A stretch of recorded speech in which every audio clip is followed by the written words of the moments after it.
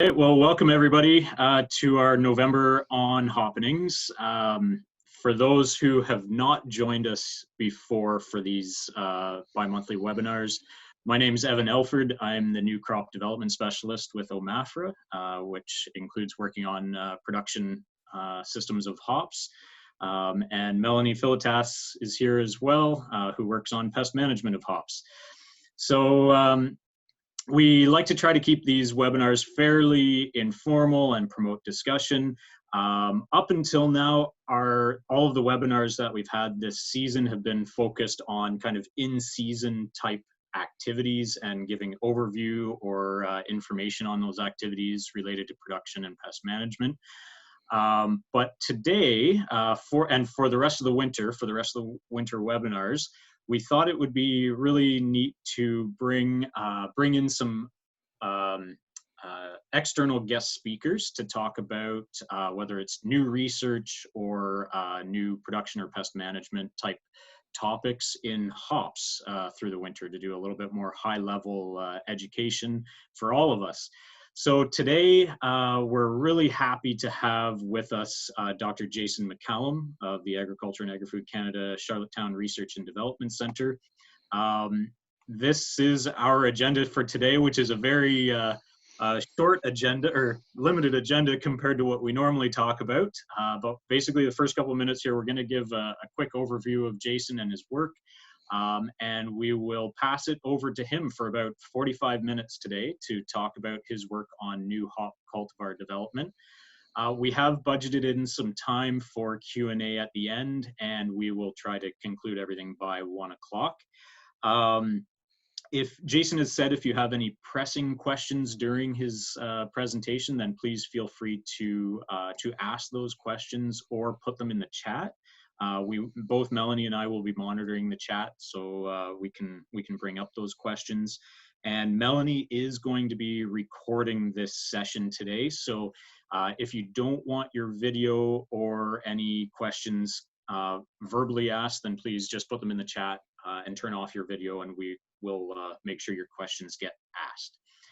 So with that, I'll give a very brief overview of Jason. Jason's a research scientist with Agriculture and Agri-Food Canada at the Charlottetown Research and Development Centre, where he's worked for about 12 years. He specializes in the area of phytochemistry, which includes the discovery of new phytochemicals and the characterization of their biological activities. In 2015, he initiated a project focusing on the study of chemical diversity of wild native hops, and he's currently developing named wild hop cultivars for commercial release. So I think everybody joining here today, whether you're a grower or a brewer, are probably excited to hear about some of those new cultivars that are in development. So today, Jason's going to be providing an overview of his work on new hop cultivar development, which includes the establishment and the diversity of his hop collection. He's going to provide some details on the important chemical traits, and he's also going to touch on a few other cultivar characteristics. So with that, I am going to stop sharing my screen, and we will pass it over to Jason to go from here. So Jason, hopefully you can... I'll try sharing my screen. I thank you very much for the opportunity to speak here today. It's a topic that's quite near and dear to my heart. I put a lot of blood, sweat, and tears into these hops over the years, and I just like talking about them to interesting parties. So, again, I guess we'll get things going. This beautiful title slide is an example of one of the nice places I went and found some hops in my adventures over the last few years. It's kind of a highlight of my research career, so I like to start a lot of my talks with that slide. I'm originally from Southern Ontario, so we don't have a lot of mountains. So coming out to the ocean and seeing Cape Breton and things like that was quite an experience. Again, just briefly, I'm going to give an introduction to the research we're doing in Agriculture Canada on hops out here on the East Coast. I'll do a little bit of information on wild hops versus feral hops to get everybody up to speed on the types of hops that are out there. and a few considerations of how the East Coast is a little bit different from Ontario and some of the unique pressures we face out here. Uh, I'll get into the research results. These things are still ongoing. We've had a couple projects, and some of the results are halfway there, and some of them are all the way there. So, it's a developing story. So stay tuned. Uh, where we want to take the work in the next year or two, we have some hard timelines which we're trying to meet, and COVID and other things aren't exactly cooperating with us that well. And then we'll open it up for the Q&A at the end. So I work at the Charlottetown Research and Development Center. It's composed of two main sites. The home farm it's over 100 years old. It used to be on the outskirts of Charlottetown, but the city grew, and now we're right smack dab in the middle, which tends to interfere when you're trying to do agricultural research, when you have people walking through your plots and helping themselves to plants and things like that. So we also have a research farm about 10 kilometers north of town. It's quite large. It was assembled piece by piece over the years, and it was kind of completed in 2001. It's 365 hectares or so. This is an aerial view of the farm out there at Harrington. So towards the backside of the farm, kind of sheltered from the wind a bit, is area dedicated to permaculture crops, including our hop yard, which is kind of smack dab right there in the middle. My colleague Aaron Mills, he established the hop yard about 2012. It's small, but it's research scale. It's 1.5 acres. So for a long time, we were the biggest hops producers in PEI. And we still made the list for the Atlantic in general, but we were the biggest guys in PEI for a while. It really started out as an adventure for Aaron in cultivar evaluation and demonstration plots. Just how do established commercial varieties do in the Maritimes? Is there any special type of agronomy we have to do to get them to succeed out here? It was supported in part by some of the local breweries that wanted to see local hops, so they had a nice story to tell. We're using Maritimes hops in our Maritimes beers. When it originally was put in the ground, the intention was to have half of it organic and half of it in conventional production. There was about 10 different named cultivars. Most of them were USDA varieties. And Aaron, he's the agronomy guy, but it's in the randomized split block design so that we could do all sorts of fancy statistics on the yield and things like that. As a snapshot of kind of the differences between the climatic conditions and what we're dealing with in the Maritimes versus what you might be accustomed to in Southern Ontario. When I moved out here, it was kind of a shock. The differences in the climate. Overall, it's wetter here, as you can see from the annual precipitation. The real biggest difference is the heat units, the growing degree days. It just tends to take forever to warm up out here. There's still snow on the ground in May sometimes, and it really puts your plants behind in the spring when you're trying to get things going. Our long-term frost-free days might be a little bit longer than Southern Ontario, but this past year we only had 100 days. There was a frost in June and there was one in September, so it's quite different than what I was accustomed to. This really highlights the differences in temperatures and growing seasons. Like I said, in Ontario, here exemplified by the Delhi station, things kind of turn on, you flip the switch and away you go. But out in the Maritimes, it's a bit of a slow build. There's kind of 6 weeks in between May and June where things are just a boggy mess of mud and brown out there, and it takes a long time before things start rolling. So when Aaron was doing these initial experiments on established cultivars, and he was trying to do everything by the book, one of the conventions to help control downy mildew is, of course, crowning your plants and removing those first shoots that come up because they're a source of inoculum. And he found that when we do this in the Maritimes, it really severely sets the plants back. They barely reach the top wire when you do that to them. The yields are way down, and the plants themselves are set back so badly that they don't even really produce new rhizomes. So it was hard for him to propagate the yard and make it bigger. When you clip them early in the spring, by the time the solstice comes along, when those plants are starting to trigger out their side arms, where you're going to get most of your good hops production, the plants were barely 6 feet tall. So, it was a challenge. So, his real take-home message was that conventional hops cultivars don't do well out here. Even the hardiest and most vigorous of those USDA varieties, the ones that start with C that everybody seems to like, they don't do that well here.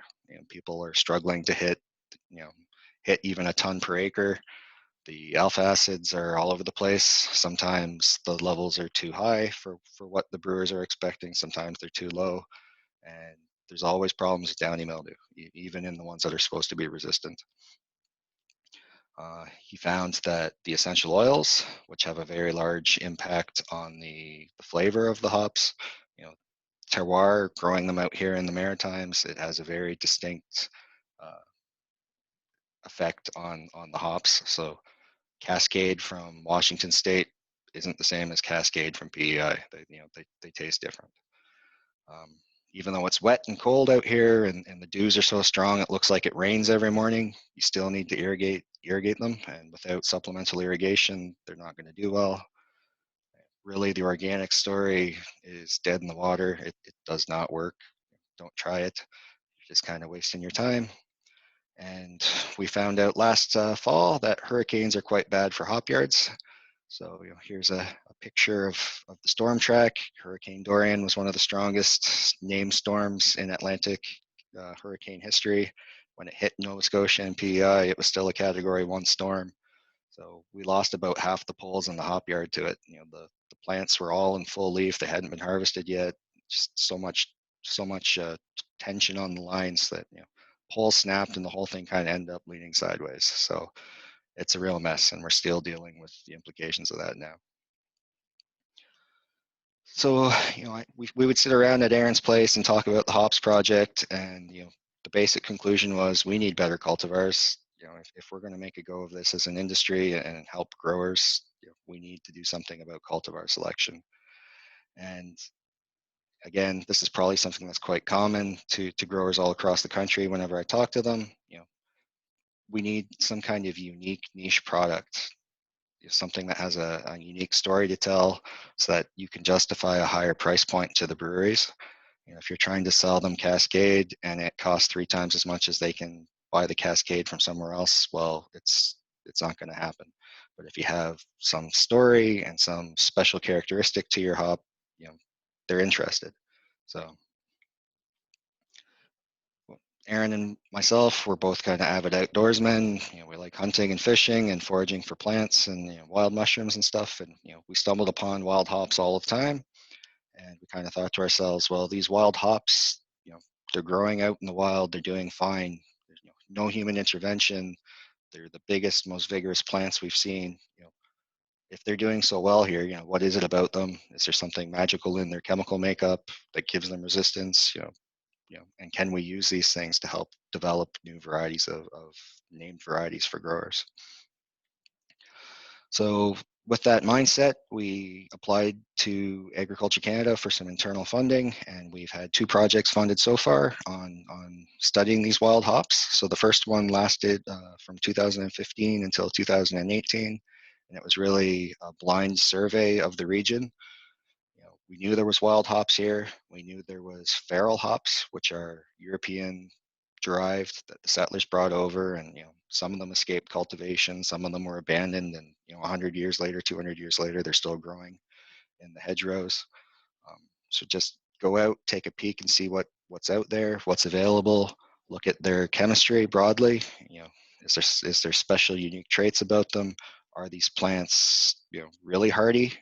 If you put them in a hop yard and grow them at high density, are they still going to be resistant to diseases, or are they just lucky because they're out in the middle of the woods somewhere and they're not really being challenged by insects and pests? The second project, which we're currently working on right now, is we kind of honed in on some lead candidates with that first project, and we have our darlings and our sweethearts, and now the story is, can we turn those into named varieties? And so in order to do that, we have to go through the process of collecting a whole bunch of data. It's different data than the stuff we'd already looked at, and that's in support of a plant breeders' rights application, which I'll talk about later in the presentation. We also wanted to try to develop some, BMPs for these hops and information for fact sheets. If it's printed in a book and somebody's looking up different varieties, you need to have better descriptions for them than just a name where we found them. So this is a picture of me and Aaron that kind of started the whole project off. Aaron there's on the left-hand side, and he's an agronomist and an expert in alternative crops and trying to introduce alternative crops to the Maritimes cropping systems. I'm a phytochemist, so I study the chemical composition of plants. So these chemicals that are there, that's the plant's defense against its environment. That's how it fights off diseases, fights off insects. When we eat plant-based foods, those things are in our diet and they potentially have effects on our human health. So, that's kind of how I fit into the picture. We have other members on the team. On this slide, we have Chris Kirby. He's an analytical chemist. So when we find a new molecule and we don't know what it is, Chris has some specialized techniques to kind of put the molecule together and give it a name. So he's really the big chemistry nerd on the team. And we have Borlai Fofana. He's a plant physiologist and a genomics expert. So Borlai's interested in characterizing the genes that are involved in the biosynthesis of some of these chemicals, and we're getting him to kind of build a DNA fingerprint of our collection and tell what's related to what and how distantly related they are using molecular biology techniques. And then in our most recent project, we recruited Dr. Ernie Small as part of the team. So he's located in Ottawa, and he's one of Agriculture Canada's most celebrated scientists.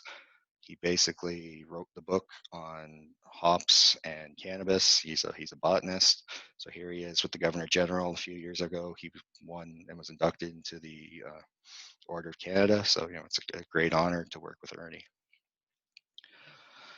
So Ernie kind of wrote the book on where hops come from, and where all these things that he came up with in the late 70s, early 80s have all been correlated in modern day times with chemical data and DNA markers. So hops originate somewhere in Central Asia, whether that's Siberia or Kazakhstan or Mongolia or China, we don't know for sure, but at some point they moved out from their center of origin into Western Europe. So first they came in through kind of the Balkan area and the Caucasus, and eventually into Czech Republic and Germany and England and France and Belgium. Conversely, at the same time, these plants also moved eastward and through Siberia, through the land bridge that existed between Siberia and North America, because this was dry at various times over the past millions of years. So what we know from DNA analysis is that the European hops that we find over here and the North American hops that we find here, they're at least 1 million years separated from one another in terms of divergent evolution and changing. It's partway along the way. Some of them stayed behind in Japan and in Eastern Asia, and that subspecies of hops is called Cordifolius. So some of that genetic material has made its way into Japanese hops cultivars. So some of the weird ones like Sriracha and things like that have this wild material in them. Once hops reached North America, they kind of diverged into 3 separate subspecies. So down here in the Southwest is called Neo-Mexicanus. Kind of through the upper regions of the Mississippi River Valley in the Midwest is one that they call pubescens. And then all throughout southern Canada, the Great Lakes, across the Appalachians and into the Maritimes is Lupuloides. So that's the stuff that we're finding in the woods out here. And then around 400 years ago or so, the European colonists brought Lupulus, which is the European subspecies, with them and introduced it to the east coast of North America. So the Dutch did this, the French did this, the English did this. And there's been quite a bit of mixing and intermingling here on the East Coast over the last 400 years. So this is just the natural range that we find these things. So again, Neo-Mexicanus and pubescens, aren't here in the Maritimes, not really present in Southern Ontario either. Lupuloides, which has been instrumental in the development of USDA named varieties. It's found throughout the northern, or throughout the prairies here, the Great Plains, through the Great Lakes and into the Maritimes. And then introduced European lines. The lupulus can be found, some of it can be found and made its way into Southern Ontario. There was a lot of production in upstate New York, a century ago, and some of that stuff is now into Southern Ontario. So this, for information's sake, this is what Mexicanus looks like. It grows in the desert. There's not a lot of trees, so it kind of climbs up bushes and shrubs, but mostly stays flat on the ground. The leaves have a very unusual shape. They're more reminiscent of cannabis than hops, very long, pointy blades on them. Sometimes you get 7 or 9 spikes instead of 3 or 5.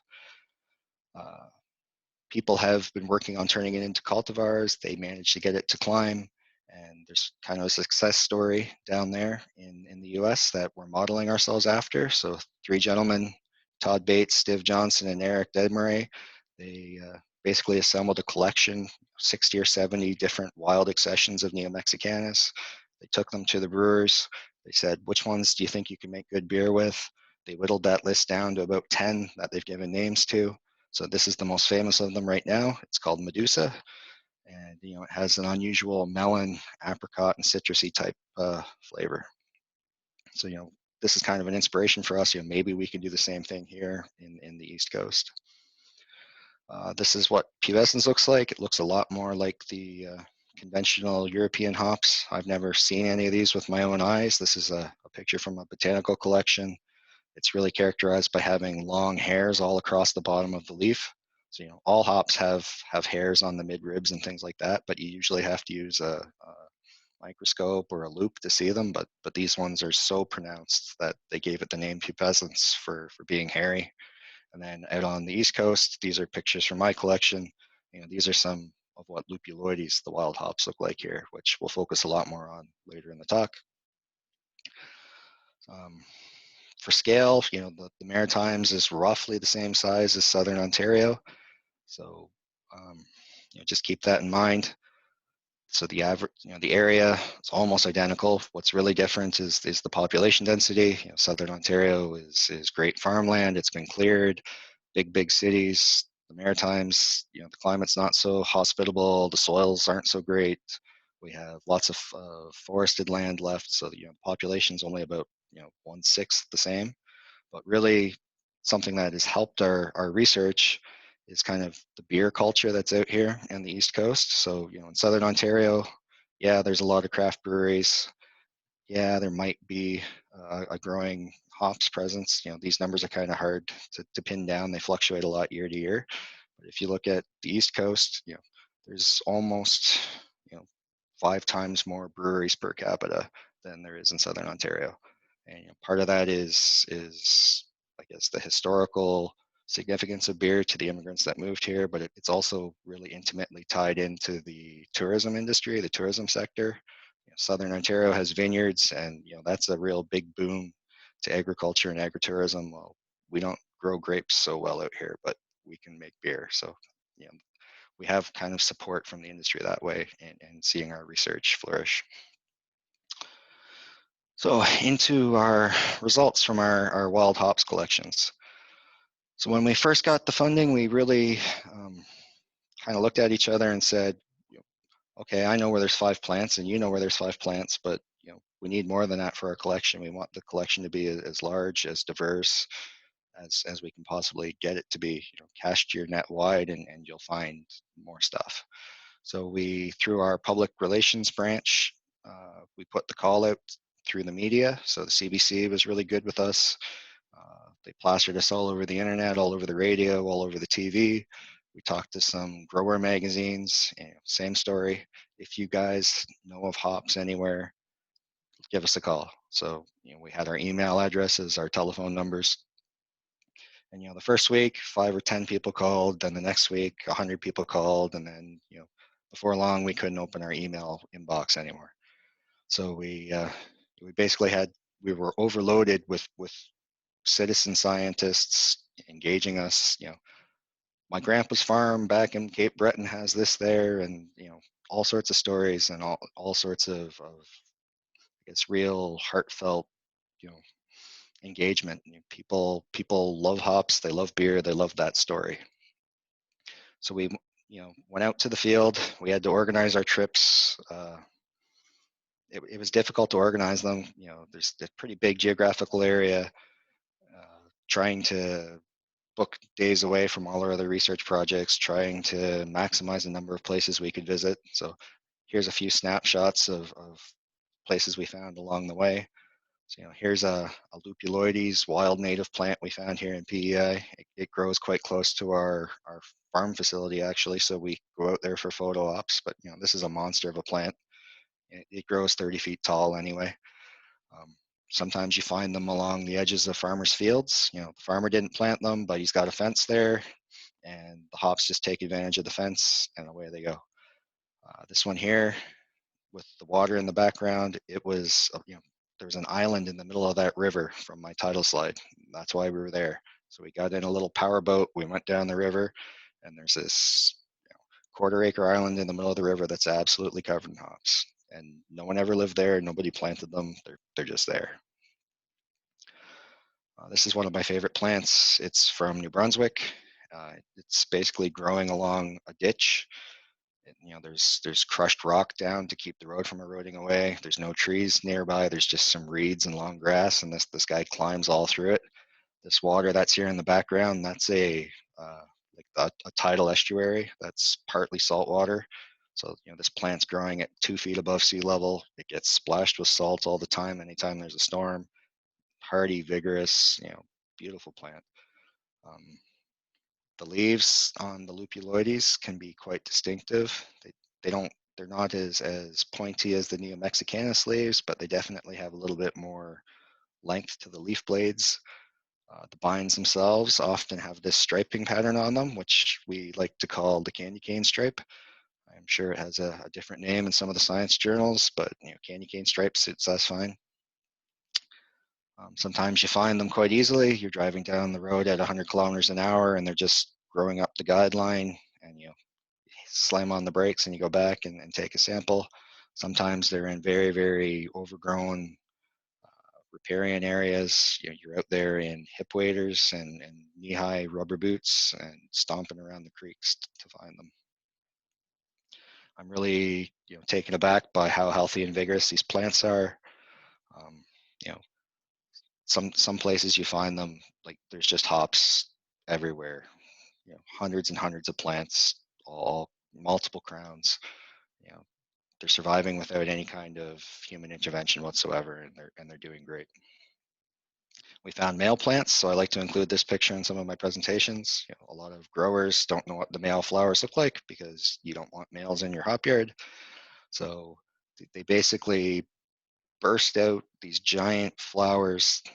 When the wind blows, it looks like somebody's baking and shaking flour. That's how much pollen's floating around. And then about a week after they release all their pollen, these things dry up, shrivel up. They look like a grape stem with all the grapes pulled off, and eventually they just fall off and they're gone. So what we did was at every place we visited and collected from, we took the GPS coordinates. If the population was big and healthy, there was no indications of disease in the field. There was multiple crowns, so we weren't worried about making them locally extinct by harvesting them. We would take a sample of the rhizome, and we were very careful sterilizing all the equipment we used so that we weren't going to transmit diseases between populations. We took samples of the leaves, which would be useful for determining the species and subspecies level of what the plants were. If we were brought to a site by an individual, we took as detailed a site history as we could. Were they settled here by Acadians? Were they settled by Scottish? How long ago the farm was abandoned? Has this ever been farmed? That sort of thing. One thing we found, the introduced European type hops, the lupulus type, are found in close association with apple trees. Almost invariably, if you find an old homestead, the house is gone, the barn's gone, but there's an old apple tree and a hop growing up it. So I think the settlers were intentionally planting those two things together. When we brought the rhizomes back to our home base, we basically potted them in pots with just regular old ProMix potting soil, and put them in growth chambers and in the greenhouse to force them to put up shoots. When the shoots would come up, we would cut them off, and for most of the lines, you could just put them in a test tube in water, and they would grow roots. For the ones that were a little more resistant to that, you can add some plant hormones to stimulate roots, or you can put them into tissue culture media to get them to grow roots. And basically, we generated dozens and dozens of clones from each site. And then we planted these plantlets out into our hop yard, so to do some qualitative yield analysis, so that we'd have a kind of a perpetual source of the cones for chemical testing. Moving forward, we're not actually doing breeding. We're not doing crosses, but we figured we would find interested parties that would want access to the material. So this kind of acts as a repository for that purpose, so that you don't have to go back out into the wild and find them again. And again, we're using the demonstration hop yard just to evaluate their resistance and other growth characteristics. So here's a couple pictures of the process. So, we've basically put a rhizome into soil. They're putting out shoots.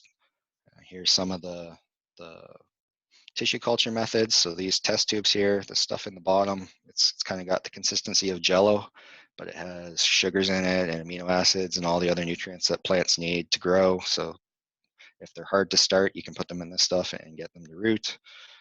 Once they're old enough, strong enough, we put them in pots in the greenhouse and propagate up hundreds and hundreds of plants in the greenhouse. Plant them out into our research hop yard. First year we don't bother trying to do anything with the strings, but second and third year we'll get them to climb. We've done some experiments on disease resistance, where when we had extra plants in pots and we had too many to plant out into the hop yard, we would challenge them in the greenhouse with downy mildew. So despite all our best efforts, we still get downy mildew in the hop yard sometimes. So we cut those diseased sections out, we wash the spores off, and we're using a microscope, we can count how many spores are in the liquid on a by volume basis, and then we dose the plant with this spore suspension, putting millions and millions and millions of spores on these individual little baby plantlets. And then we put them in a plastic bag with 100% humidity and just wait for them to get sick and try to score how severely sick they get, how long it takes. So these results aren't published yet, but some of the lines we've tested lasted more than a month in this condition without seeing any disease symptoms. So we figure under actual real field conditions, that's the best resistance you can possibly score in a test like this. I guess the first thing we did when we went out to the field, we were collecting all this material, but we didn't know, is it wild, which is the native stuff, or is it feral, which is introduced European stuff that's kind of gone off on its own and it was abandoned. So we used a combination of morphological characteristics. So you look at different details on the leaves. Some of the things could only be viewed with a microscope.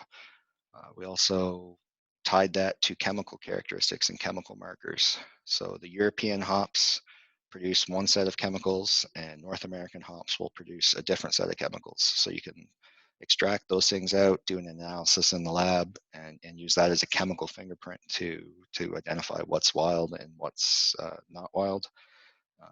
We're also working currently on doing the same thing with DNA-based markers, but it's a little bit slower. So this is kind of the initial results of our first project. We went out to over 100 places. We ended up with about 60 different things in culture in one state or the other, and we've identified them as either Lupuloides, which is the wild native type in purple, or Lupulus, which is the introduced European variety in red. And one thing we noticed, there's not a lot of wild plants or wild accessions in Nova Scotia, except here along the Northumberland Strait. So we thought Cape Breton might be a great botanical place. It wasn't heavily farmed. It's kind of pristine. There's a national park there, but most of the stuff we found in Cape Breton was actually introduced from Europe, which had kind of, it surprised us. PEI, there's not a real commercial history of hops farming here, yet about half the stuff we find is European. So the people that lived here, they traded hops around, and they, I don't know if they planted them as ornamentals, they planted them to, before you could buy yeast commercially, people would make preparations of hops in their kitchens, and that's how they would get hops for that's how they would get yeast for baking bread. So, hops are quite widespread out here. It's about 50-50 whether they're wild or not. From a chemical perspective, the first thing we focused on were the alpha acids. Alpha acids is why we grow hops. That's why the breweries buy them. So let's focus in on what gives it marketable commercialization potential. So the plant itself makes alpha acids. That's what's found in the lupulin glands inside the cones, and that stuff is very poorly soluble. But during the brewing process, when they throw it into boiling water and they heat it for an hour, it causes a chemical reaction, and you form what they call isoalpha acids, and that's what actually ends up in the beer and gives the beer its bitter flavor. And during that chemical process, they become more soluble. So the first thing we did was, let's look at the alpha acids. So typically, if you're buying or selling hops, you have to take a measurement of the alpha acids.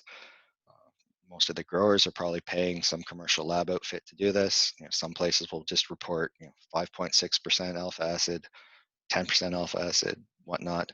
What we did was we got more detailed, and we broke it down into, there's multiple forms of alpha acids in there, and not all of them are the same. So we kind of did a more detailed analysis, and we focused a lot on this one called cohumulone, because it's the most soluble of the alpha acids, and it's the easiest one that does that isomerization reaction. So on a given unit by unit basis, hops that have lots of cohumulone end up with a more bittering potential than hops that have low cohumulone. So that's one thing that kind of more advanced brewers focus in on, is what's the cohumulone ratio. It's one thing that commercial breeders focus in on, is what's the cohumulone ratio. So this is a kind of a capture of 3 different plants from our collection. This is what our machine spits out at us when we do the analysis. So you can separate the mixture of alpha acids into their individual components. What you see here is these little blips, which we call peaks. And we know what each of these peaks corresponds to. And basically, the higher up the peak goes, the more of it is there.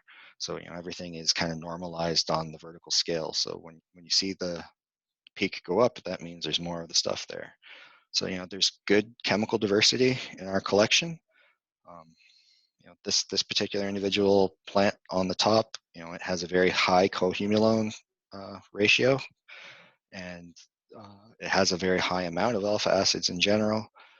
This one here in the middle, which is also a wild Lupuloides plant, one we had collected from New Brunswick, it has a very low amount of alpha acids, compared to the other ones. This is a lupulus plant, so it's a European plant that we found here in PEI. Its cohumulone content is low. So this is something that most European plants are known for, is that this cohumulone peak is low. So this data comes from a paper we published last year. It characterizes about half of our collection or so. So we looked at the total alpha acids. So some of the wild Lupuloides plants that we found are up over 9% alpha acid.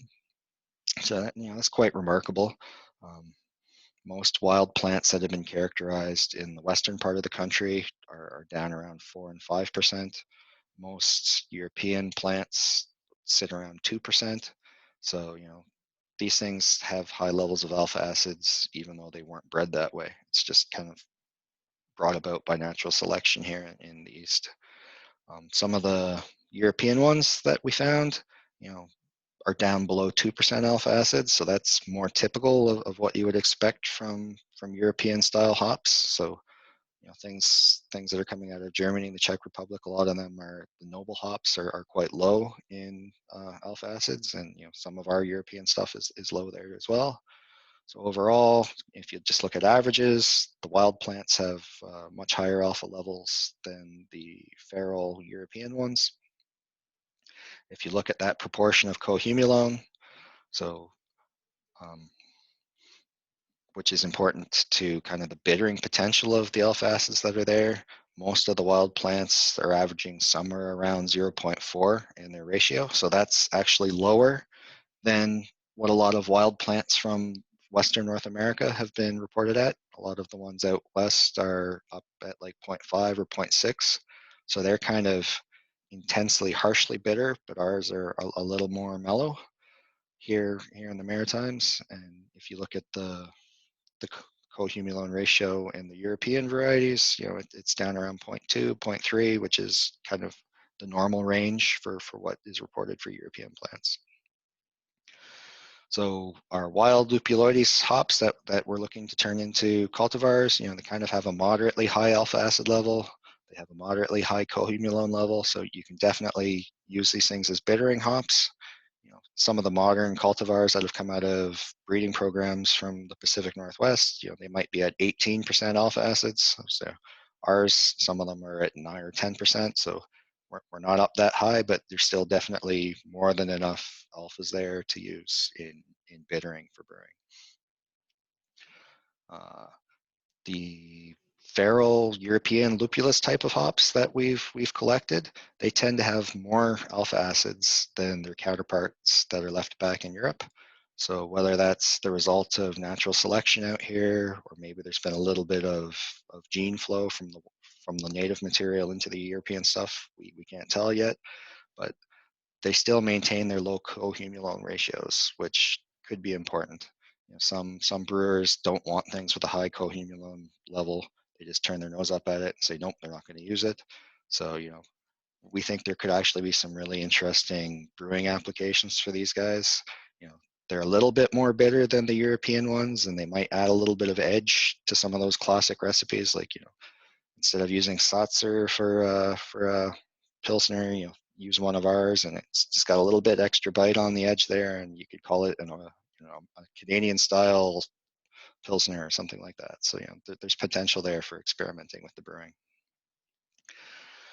One thing most of you probably aren't familiar with are the beta acids. That they're a product of the same biochemical pathway as the alpha acids, but they generally don't have any use in brewing, so people have kind of ignored them. So the beta acids are present in the plant, and they're extremely insoluble, way less soluble than the alpha acids. And during the boiling process, when they're making beer, you can boil it and boil it and boil it, and the stuff doesn't chemically transform. It just stays its normal beta acid self, and there's very small amounts of it that make it into the beer. So no one's really focused on these things from the brewing science perspective, and as a result, the hops breeders over the last 50 years have basically bred plants that to have higher and higher levels of alpha acids, and that comes at the expense of these betas. So, like I said, the two classes of molecules are synthesized from the same pathway. So if you're taking away from the betas to add to the alphas, eventually you have very low levels of beta acids. And what we have found with some of our experiments is that these beta acids are actually the plant's best defense against insects and herbivores. So, caterpillars are munching away at the leaves of your hops, and they're eating the little glands that are on the bottoms of the leaves. Well, they're getting a dose of these beta acids. So if we've bred these things out, you're losing a lot of your inherent plant defense, and then you're going to have to apply more insecticide, and you're going to have to do more things like that. So, I think there's probably been a bit of a mistake there in some of the breeding over the years. We're making plants that produce huge amounts of alpha acids, but they're losing a lot of their inherent defenses. So again, this is a printout from our machine showing the beta acids. So, the alpha acids come out first, and then the beta acids come out second in our analysis. And, some of the plants are quite proportional. The level of alpha acid and beta acid is almost the same. Some of them, the amount of beta acids is much elevated compared to the alphas. So, this is kind of an unprecedented chemical phenotype. There's no real commercial cultivars or existing material in the market that shows this type of profile. So when we look at the collection as a whole with the beta acids, some of them are coming out over 10% beta acid by mass in the dried cones. which, it's just kind of blew our minds when we found this stuff. We didn't expect to find this out in nature. If you did something extreme in a breeding program and you were trying to stack traits together, you might get something like that. But just finding it out in the wild, we were really surprised. Um, Again, that was in the wild Lupuloides. In the European varieties, the introduced lupulus varieties, they're a lot lower. A lot of them are down in the 2 and 3% range. So that's kind of more in line with what you would expect. Overall, the average of the collection, again, the Lupuloides, the wild stuff is higher. The lupulus, the European stuff, is lower. It's the same story that we see with the alpha acids. And if you take a look at the ratio of the alphas versus the betas, most of the lines are fairly evenly balanced. So if it has the same amount of alphas and betas together, this number would be 0.5. So these are ranging from 0.5 to 0.6. So it's kind of a balanced 1-to-1 alpha beta ratio. But some of the extreme ones we found, you're down at 0.2 in your ratio type stuff. So that means there's 5 times more beta acids there than alpha acids, and it's really an unusual phenotype. So again, a few of these individuals have really unique or rare beta acid contents, which at the current time we don't know. Is there something we can do with these plants that kind of gives them a unique niche use? There's some brewing styles where they intentionally use old oxidized hops, and when you do that, you're introducing beta acids into the mix. And some of those old Belgian styles, some of the the stuff that they make in monasteries back in Europe, they use hops that have been sitting in a hayloft for 2 years, and they're extracting oxidized beta acids out, and they have a bitterness, they have a flavor. So maybe there's a niche use for these high beta hops, but it's still something we're working on trying to figure out. So all this previous slides I was talking about what's going on in the cones. We also looked at what's going on in the leaves, because the leaf is the first line of defense against pathogens and against insect attacks. So we wanted to know, is there defensive compounds in the leaves? So we didn't really find a real big smoking gun for defensive compounds in the leaves, but what we did find was that there's a couple peaks here that are always really, really high in the European type hops, and they're very, very low in the European type hops. So, when we did the correlation analysis on this, it's basically 100%. If it's a European hop with all of our other information, this is high. And if it's a North American hop using all our other information, this is low. So what we've kind of come up with is that this is an easy to use chemical marker to figure out whether the plants are European or whether they're North American. You can do it with cones, but cones only grow at the end of the season, and you're out in the woods and the cones are 25 feet off the ground and there's branches everywhere, and you're not hauling a ladder into the back country, and you're trying to get these cones from the top of the plant, and it's a nightmare. So this is nice because you can just pick leaves that are growing right down at the ground and figure out if is it a wild plant or not. Let's see here. So Jason, I'm just going to give you a time here. We've probably got about 5 minutes or so left. Okay. Okay. Sorry there. I guess the last part about the quality would be the essential oils. They impact a lot of flavor to the hops, and in our wild Lupuloides type collection, we did a blind smell panel. We had a Cicerone, we had some craft beer aficionados, and there's a lot of cucumber and melon type flavors and smells coming out, which are kind of unprecedented in hops. And it's something unique about our collection. And we also looked at some of the European lupulus types, and a lot of them had really fruity, mango, candy, sweet type smells coming out of them. So both these flavors or aroma compounds are, we think they're highly marketable. The unusual aromas, we don't know how they're going to hold up to the brewing process. Maybe you have to use them in dry hopping. Maybe the smells go away if you put them in too early. Maybe there's certain styles that'll match those flavors better than others, but that's still work we have yet to do. For the established or conventional flavors, that mango stuff, that's in big demand these days. Some of the more proprietary hops, the harder to get ones, the Eldorados, Medusas, things like that are full of those aromas. So, we're matching some of those smells in materials that aren't going to be, as tightly controlled and proprietary. In terms of the agronomy, we're still doing a lot of the assessments there. In general, the wild materials are a lot slower to break dormancy in the spring. They kind of, the commercial lines come up, the vines are 8 or 10 inches out of the ground before you see the wild ones doing anything, but then they really quickly catch up. They eventually pass and surpass the commercial ones, and they hit the top of the trellis sooner. And this is in kind of juvenile 2-year-old plants, and they're out competing the commercial varieties that have been in the ground for 5 years. So we think there's a real competitive vigor advantage there. They still require irrigation. Out in the wild, they're growing beside creeks, they're in ditches, they have lots of water, so you have to supplement them with water. We spray them just like a commercial variety. We fertilize them just like a commercial variety. Typical things, hop yard management, and in our conditions, the wild plants don't get sick. They're not getting downy. The commercial varieties still get downy, but the wild ones don't. In the future, what we're trying to finish up with in the next couple of years is our plant breeders' rights application. So basically, it amounts to a patent on a plant, which means us as AAFC, we control sale and distribution of that. We'll license it to somebody who will produce the plants, and they'll be provided to interested growers. But these things aren't going to be under lock and key like the proprietary hops that are being developed on the West Coast.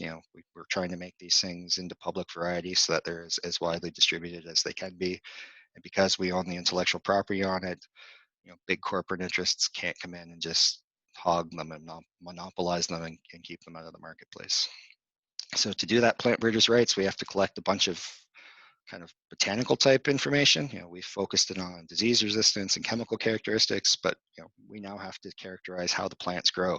What's the shape of their canopy? How do they branch? What are the lengths of the side arms? What are the size and shape of the cones, the color of the cones? This type of botanical type information, which we're lacking currently. So again, we're going to continue in the next few years to monitor the chemical characteristics. We want better numbers, hard numbers. Ultimately, the yield's going to be the biggest wild card. It looks good, but we don't have the 5 years of data we need. We'll still monitor for some resistant stuff. Our hop story hit the news again last winter in February before COVID shut everything down. And it was picked up by the Canadian press, and it hit the Toronto Star. It was on Global. So there's been a lot of interest across the country. So we've identified partners all across the country, breeders, growers, people that want to demonstrate stuff. So we're always looking to expand this list. So if anyone on the call here is interested, we have contact information at the end. And I'm basically at this point running a pro bono wild hops identification service. So if anybody has wild hops growing in their backyard and they want to know, are they native, are they European, you send me a sample and I can tell you. So, and with that, I guess we can go into the Q&A. I apologize for taking a little too long. Sorry. Something I like to talk about a lot. No, that was great. Thank you, Jason. That's it was really exciting to kind of get into some of those characteristics near the end to see what types of aromas or flavors that you might be finding in some of those the hops that you have in your collection. So thank you very much. And I'm sure if people are really interested, we can go a few extra minutes if you do have a few extra. I have the time. Yep. So if there are questions, please feel free to either put them in the chat or to voice them now. I have a few questions maybe to get us started. Sure.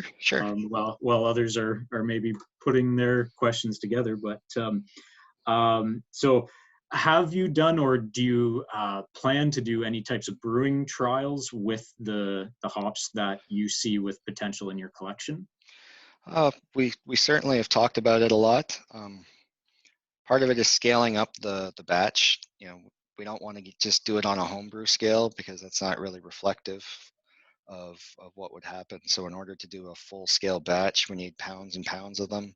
And So it's been slow to get that going, and we're a little hesitant just to jump in because we get one shot at this. Like if somebody makes a really bad beer using wild hops, that'll be it.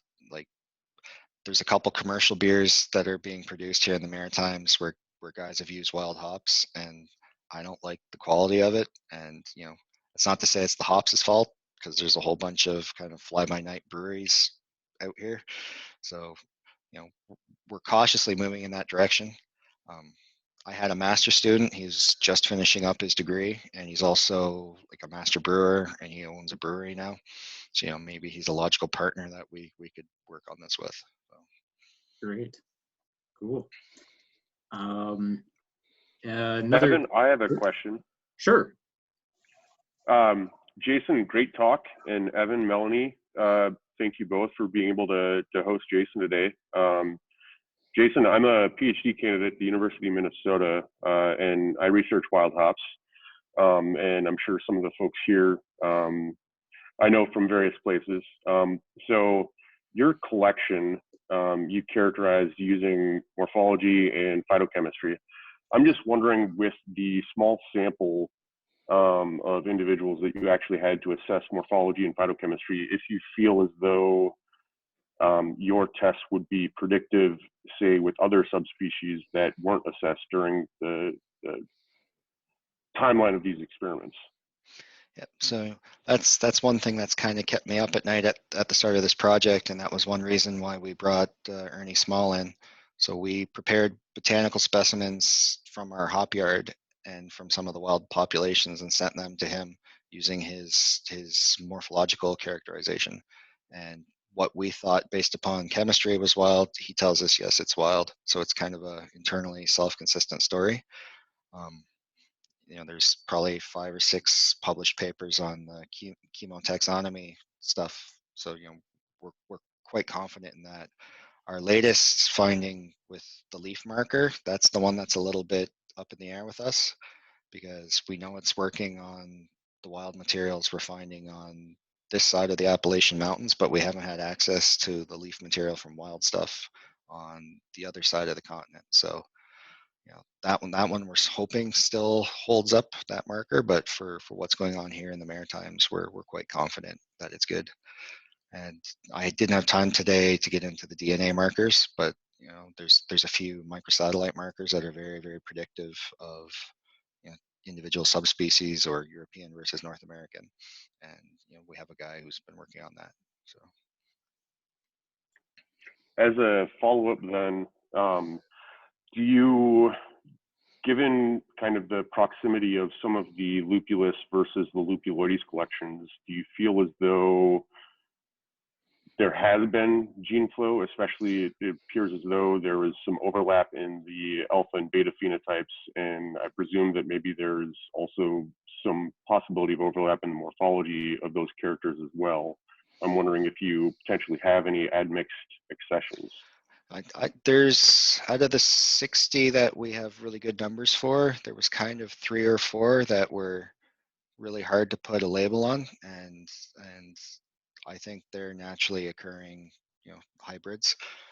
One thing we've noticed in the hop yard itself is that the timing of the flowering seems to be off a little bit between the wild ones and the European ones. So we don't know if, when the males are pollinating, whether if the males are out too soon in the European ones, whether there's a lot of gene flow from European to North American. We think it's probably the other way around, where there's North American getting into some of the European. So. Okay, I'm going to jump in here. We've got a few different questions in the chat, and I'm going to try to summarize them together a little bit because there's some similarities.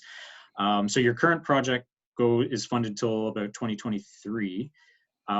At that point, or how far in the future do you see the potential for actually having commercial varieties for release? And how do you see propagation and distribution taking place? Is that through partnerships with growers, or is that with partnerships with a particular propagator, or how do you see doing that? Yep. So the project is scheduled to end in 2023. We've had some delays because there was no field program this year because of COVID and things like that. So there's some contingency for bridge funding to extend it out for another year or two to kind of meet those objectives and milestones. So, originally our hard line was we were saying 2023. Now it's, with an asterisk, maybe 2024. For the plant breeders' rights application, you need 2 years of data.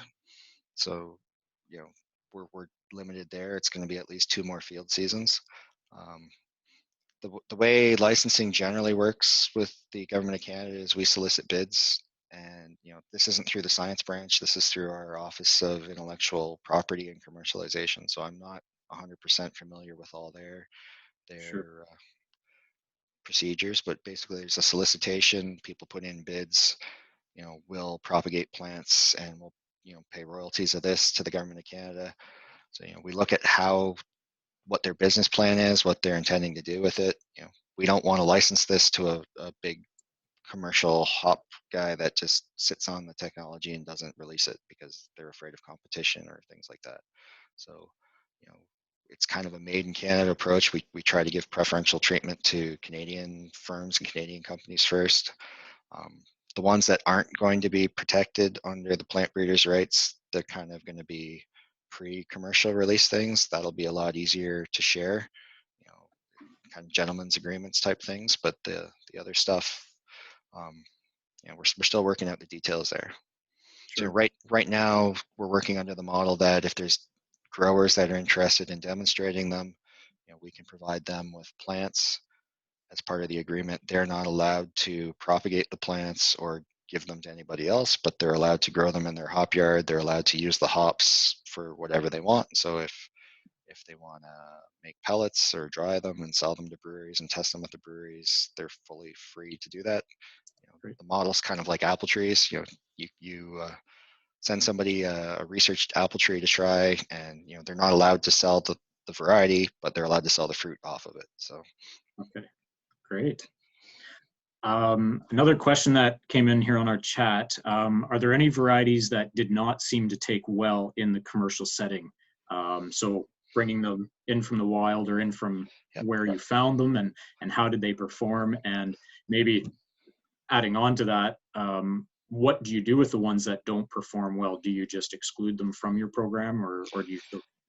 Yep. So some of those ones we brought in from Cape Breton that ended up being of European descent, they didn't do so well in our hop yard. They kind of look a little bit like Goldings, so maybe they got some Goldings mixed with some North American material a little bit, but they were definitely kind of the dogs, as Aaron would put it.